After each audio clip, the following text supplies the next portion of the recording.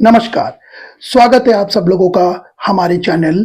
Legal खजाना पर, जिसका स्लोगन है इंफॉर्मेशन इज पावर, यानी कि जानकारी ही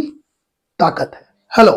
मैं प्रदीप नमानी एडवोकेट आज आप लोगों के बीच एक बार फिर आया हूं एक नया इंफॉर्मेटिव वीडियो लेके रिगार्डिंग म्यूचुअल कंसर्न डिवोर्स, यानी कि आपसी रजामंदी से तलाक। आज के वीडियो में हम बात करेंगे जहां हस्बैंड और वाइफ दोनों ही तैयार हों, किस तरीके से वो लोग 1 महीने के अंदर कोर्ट से डिवोर्स ले सकते हैं। Means if the husband and wife are agreed for the settlement, how they can take the divorce within 1 month before the competent court of law. Mutual concern divorce यानी कि आपसी रजामंदी से तलाक। म्यूचुअल कंसर्न डिवोर्स का जो procedure है वो डिफाइन है section 13B of Hindu marriage act में,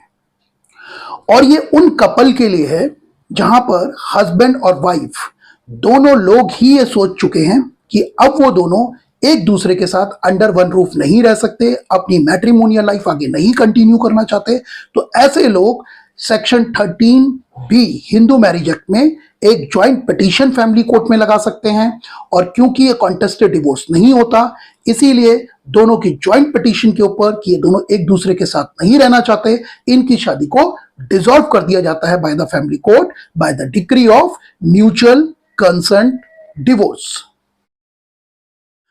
म्यूचुअल कंसर्न डिवोर्स प्रोसीजर में जो सबसे पहला स्टेप है वो है negotiation and drafting of an agreement. यहां पर दोनों हस्बैंड और वाइफ आपस में बैठते हैं, दोनों नेगोशिएशंस करते हैं कि क्या वो टर्म्स एंड कंडीशंस होंगी जिसके ऊपर म्यूचुअल कंसर्न डिवोर्स लिया जाएगा। लेट्स से हस्बैंड कितना लमसम अमाउंट या कितना फुल एंड फाइनल अमाउंट देने को तैयार है, जिसमें कि वाइफ का मेंटेनेंस, परमानेंट एलिमनी, स्त्री धन आर्टिकल, इन सब के राइट सेटल किए जाएंगे। अगर इन दोनों के बीच में चिल्ड्रन है, बच्चे हैं, तो फिर बच्चों का मेंटेनेंस क्या होगा, बच्चों की कस्टडी किसके पास रहेगी, किस पार्टी के पास विजिटेशन राइट रहेंगे, और ये विजिटेशन राइट कैसे एक्सरसाइज किए जाएंगे। यहां पर हम आपको एक क्लियर कर देना चाहते हैं कि म्यूचुअल कंसर्न डिवोर्स, क्योंकि यहां पर कोर्ट कोई भी डायरेक्शन नहीं करता, कोर्ट कोई भी इंटरवेंशन नहीं करता, तो यहां पर दोनों हस्बैंड और वाइफ अपनी टर्म्स एंड कंडीशन खुद डिसाइड करते हैं। तो म्यूचुअल कंसर्न डिवोर्स में फुल एंड फाइनल अमाउंट दोनों पार्टी की मर्जी के ऊपर होता है, और ये 0 से लेकर के lakhs of rupees, crore of rupees, कुछ भी हो सकता है जो दोनों पार्टीज ने आपस में बैठ करके तय किया है। कभी कभार जब वाइफ अर्निंग होती है तो वाइफ अपना मेंटेनेंस वॉलंटरी सरेंडर भी कर देती है, एलिमनी सरेंडर भी कर देती है। ऐसे केसों में 0 अमाउंट होता है, और बाकी केसों में जहां पर दोनों और हस्बैंड और वाइफ के बीच में जो बात हुई है, जो एग्रीमेंट हुआ है, वो दोनों के म्यूचुअल डिसीजन के ऊपर कुछ भी हो सकता है। और जब ये डिसाइड हो जाता है तो ये दोनों लोग यानी हस्बैंड और वाइफ के बीच में एक एग्रीमेंट ड्राफ्ट होता है, जो कि किसी एडवोकेट के जरिए भी हो सकता है या किसी लीगल एडवाइजर के जरिए भी हो सकता है। और वहां पर ये दोनों अपना म्यूचुअल कंसर्न डिवोर्स किन टर्म्स एंड कंडीशन में लेने जा रहे हैं, वो पूरी terms and condition black and white के अंदर उस एग्रीमेंट पर लिख दी जाती है, और एग्रीमेंट पर दोनों पार्टीज के साइन करने के बाद वो एग्रीमेंट एक वैलिड एग्रीमेंट हो जाता है। ड्राफ्टिंग ऑफ एग्रीमेंट के बाद जो अगला प्रोसीजर होता है वो होता है drafting of mutual concern divorce petition by both the parties. अब क्योंकि दोनों पार्टीज अपना एक रिटन एग्रीमेंट बना चुकी हैं, आपस में पूरा टर्म्स एंड कंडीशन डिसाइड कर चुकी हैं कि वो क्या टर्म्स एंड कंडीशन होगी जिसके ऊपर दोनों पार्टीज म्यूचुअल कंसर्न डिवोर्स लेंगी, तो अब ये दोनों पार्टीज एक एडवोकेट के पास जा सकते हैं, और वो एडवोकेट दोनों का ज्वाइंट पिटीशन बनाते हैं for the mutual concern divorce, और उसमें जो इन दोनों के बीच एग्रीमेंट हुआ होता है वो टर्म्स एंड कंडीशन रेटिरेट की जाती हैं, यानी वो टर्म्स एंड कंडीशन दोबारा से मेंशन की जाती हैं। इसके अलावा कुछ लीगल पैरे होते हैं जो कि नेसेसरी लीगल पैरे होते हैं, वो डाले जाते हैं, कोर्ट का ज्यूरिडिक्शन का पैरा डाला जाता है, और उसके बाद दोनों पार्टीज के पिटीशन के ऊपर साइन लिए जाते हैं और दोनों पार्टीज का सपोर्टिंग एफिडेविट अटैच करा के पिटीशन के साथ में लगाया जाता है। पिटीशन के साथ में दोनों पार्टीज का मैरिज एग्जिस्टेंस प्रूफ लगाना भी जरूरी है। मैरिज एग्जिस्टेंस प्रूफ का मतलब है शादी का एविडेंस, और इस पर दोनों पार्टीज के बीच पर अगर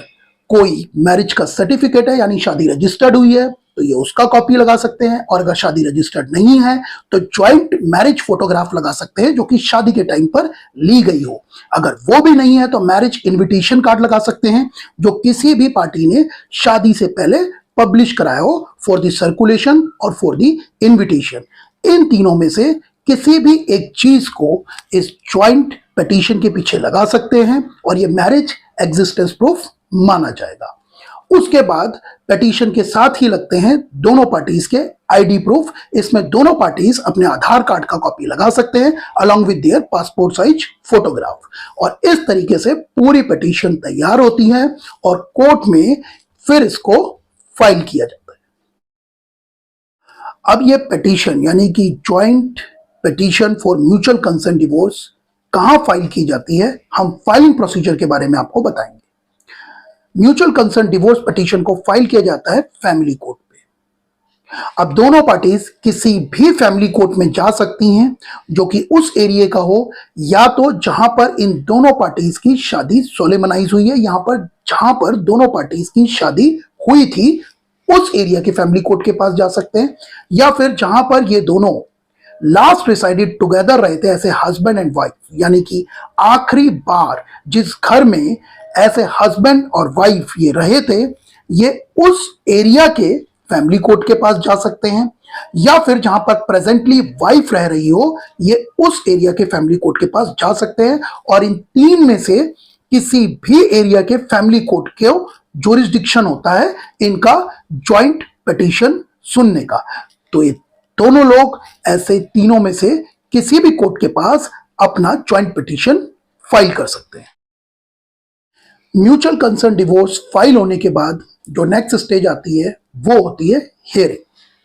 अब फाइल होने के बाद जो भी कोर्ट से डेट मिली होती है उसमें दोनों पार्टीज यानी कि husband and wife along with their advocate court पर जाते हैं। कोर्ट को ये बताते हैं फैमिली कोर्ट को हियरिंग के दौरान कि हम दोनों के बीच सभी कंडीशंस तय हो चुकी हैं इन ब्लैक एंड व्हाइट, हम दोनों अपने सभी इश्यूज सेटल कर चुके हैं in the black and white, हमने अपनी पिटीशन में अपनी पूरी टर्म्स एंड कंडीशन को लिख दिया है, हमारे बीच टेम्परामेंटल डिफरेंसेस हैं और वो इस हद तक हैं कि हम दोनों अब एक दूसरे के साथ एक छत के नीचे नहीं रह सकते और हमारी इस मैट्रिमोनियल लाइफ को डिसॉल्व कर दिया जाए, क्योंकि कॉन्सिलेशन के सभी प्रयास हो चुके हैं, सभी एफर्ट हो चुके हैं और फिर भी हम दोनों अपनी शादी के लिए वर्कआउट नहीं करना चाहते।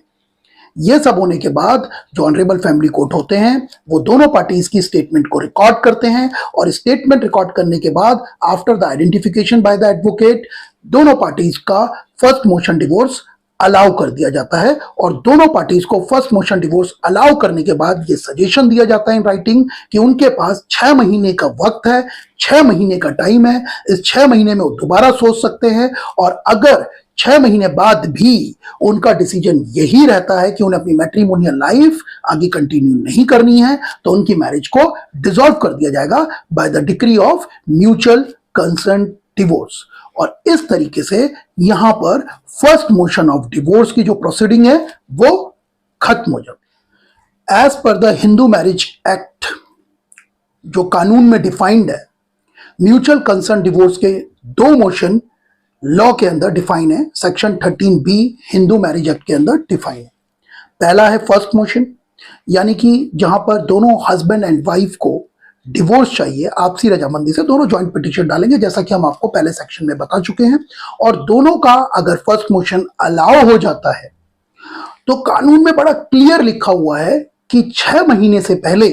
ये सेकंड मोशन नहीं डाल सकते, यानी कि दोनों पार्टीज को 6 महीने वेट करना जरूरी है। ये लेजिस्लेचर ने इसीलिए डाला था ताकि अगर दोनों पार्टीज ने आवेश में आके डिसीजन ले लिया है, गुस्से में आके डिसीजन ले लिया है कि हमें डिवोर्स लेना है, तो शायद 6 महीने में उनकी सोच बदल जाए, और इसीलिए दोनों पार्टीज को 6 महीने का टाइम दिया गया, कूलिंग पीरियड दिया गया, यानी कि 6 महीने बाद ही सेकंड मोशन फाइल हो सकता है एज पर द लॉ। तो अब हम आपको ये बताएंगे कि वो कौन सा प्रोसीजर है, वो कौन सा तरीका है जिससे ये 6 महीने वेव हो सकते हैं, यानी बिना 6 महीने वेट किए भी दोनों पार्टीज अपना सेकंड मोशन कोर्ट में डाल सकती हैं और प्रोसीजर को, यानी कि टाइम पीरियड को कम कर सकती हैं for taking the mutual consent divorce. अब हम बात करेंगे उस केस लॉ की जिसके बेस पे जो 6 महीने between the first motion and second motion of divorce वो कोई भी कपल वेव करा सकते हैं। तो आइए बात करते हैं honourable supreme court of India की जजमेंट की, जिसका टाइटल है अमरदीप सिंह वर्सेस हरवीन कौर। आपको इसका साइटेशन नंबर बता देते हैं। साइटेशन नंबर है AIR 2017 SC 4417। इस पर्टिकुलर केस में दो पार्टीज हस्बैंड और wife honourable supreme court of India के पास गए और उन्होंने प्रे किया कि हमारे बीच फर्स्ट मोशन ऑफ डिवोर्स हो चुका है और हमारे बीच अब जो कानून में प्रोविजन है कि हमें 6 महीने मैंडेटरी वेट करना है, उसका कोई फायदा नहीं है क्योंकि हमारी मैट्रिमोनियल लाइफ रिज्यूम नहीं हो सकती। तो दोनों ने प्रे किया कि इसीलिए फैमिली कोर्ट को डायरेक्शन दी जाए कि हमारे बीच का जो 6 महीने का पीरियड है उसको वेव कर दिया जाए for filing the second motion of divorce, और सेकंड मोशन ऑफ डिवोर्स होने के फाइल करने के बाद हमारी मैरिज को डिसॉल्व कर दिया जाए। इसको अलाउ करते हुए honourable supreme court of India ने अपना रेशियो सेटल किया, जजमेंट पर ये डायरेक्शन दी कि जो फैमिली कोर्ट है वो जो 6 महीने का पीरियड है, 6 महीने का जो मैंडेटरी पीरियड है for filing the second motion of divorce उसको वेव कर सकते हैं। इस पर्टिकुलर जजमेंट पे honourable supreme court of India ने रेशियो सेटल किया कि जहां पर फर्स्ट मोशन ऑफ डिवोर्स हो चुका है और फर्स्ट मोशन ऑफ डिवोर्स हुए 1 वीक का पीरियड हो चुका है या 7 दिन हो चुके हैं, वहां पर ये 6 महीने वेव किए जा सकते हैं। और इन 6 महीनों को वेव करने के लिए कुछ टर्म्स एंड कंडीशन भी बताई, जिसमें से honourable supreme court of India ने जो पहली टर्म्स है वो ये बताई कि जब दोनों पार्टीज ने कोर्ट में first motion of divorce file किया हो तो दोनों को अलग रहते हुए 1 साल हो चुका हो, यानी हस्बैंड और वाइफ के बीच में जो सेपरेशन है उसको 1 साल पूरा हो चुका हो before filing the mutual consent divorce और फर्स्ट मोशन।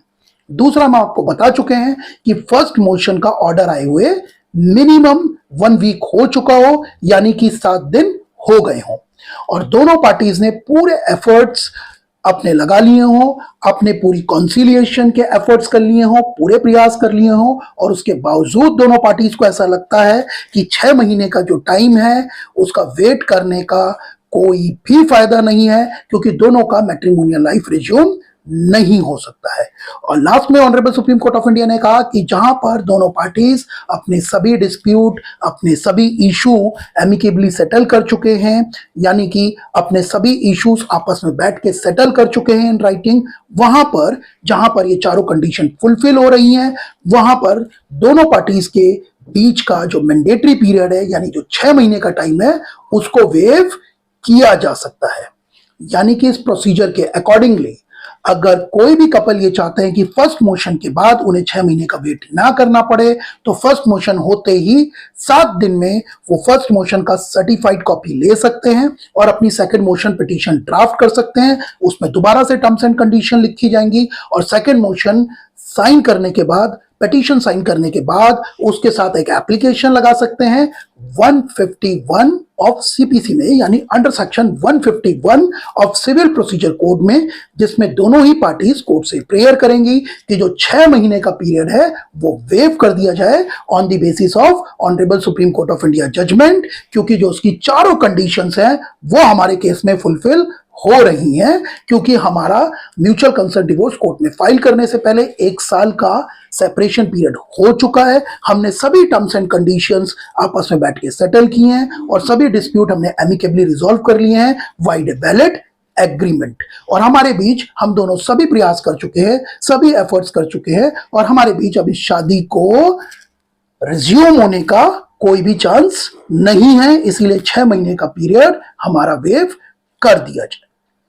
तो ऐसे सभी केसेस में ऑनरेबल फैमिली कोर्ट के पास ये पावर है कि वो 151 की एप्लीकेशन को अलाउ करते हुए 6 महीने वेव कर सकते हैं, और सेकंड मोशन में स्टेटमेंट रिकॉर्ड करने के बाद दोनों पार्टीज की जो मैरिज है उसको डिसॉल्व कर सकते हैं by way of mutual consent divorce.